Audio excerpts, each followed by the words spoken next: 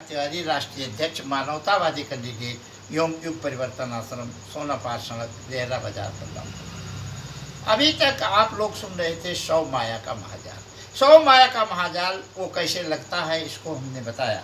अब आपको अमर आत्मा की कथा भाग 394 में इस किताब से माया के महाजाल को हम काटें कैसे। आखिर ये माया का महाजाल 100 है और हमारा शरीर 5 है। 5 पांडवों के समान छिद जल पावक गगन समीरा पंच रचित यह अधम शरीरा। इस 5 से हम लड़ना है, 100 से लड़ना है 5 को। तो हम इसको कैसे लड़ें, कैसी लड़ाई लड़े, ये हम हमारा आत्मा से पूछे और आत्मा जो बताई उसे मैं आपको बता रहा हूँ। अब आप सुनिए इस किताब से। ये हमारा आत्मा की कथा भाग 3 नाम किताब है। भगवान भजन जो करता है और राम में रमता है, माया के 100 महाजाल का बस उस पर ना चलता है। माया के 100 महाजाल का बस राम के भक्त पर नहीं पड़ता, इसलिए राम भक्ति ही सबसे जरूरी है।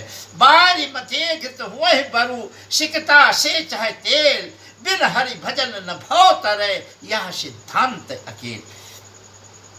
इसीलिए मैं तुमको 100 माया का महाजाल बतलाया है। अमर आत्मा कह रही है इसीलिए बताया है कि इससे बचने का उपाय आपको करना है। इसके बंधन को कैसे काटें इसको तुमको समझाया है। इसके बंधन को एक बड़ा तगड़ा बंधन है। ये दुर्योधन के समान आपको लड़ेगा लेकिन आपको काटना है। माया आती तो आने दो, उससे घृणा न तुम करना। हटा तो नहीं सकते हो, निकाल तो नहीं सकते हो, क्योंकि यह रहेगी, ये भगवान की प्रेरणा है। सारा कार्य समर्पित भगवान को कर दो, भव सागर से तुम तरना। बस एक ही काम करना है, सारा कार्य भगवान को समर्पित करके अर्जुन के समान तुम काम करते जाओ, निश्चित है आपको मोक्ष लगेगा। ये अमर आत्मा मुझसे कह रही है, मैं सुन रहा हूँ। राम भजन में लगे रहो, मानस जाप राम का हो और शरीर धन की मोह न हो, तभी तुमको मोक्ष तो हो। शरीर और धन का मोह मत करना, ये भी माया का महाजाल है। इस माया का महाजाल काटने का उपाय मुझे जो अमर आत्मा बता रही है उसे मैं बता रहा हूँ। सारी बात आत्मा की सुन, सारी बात आत्मा की सुन, सिरोधार तब करनी ना।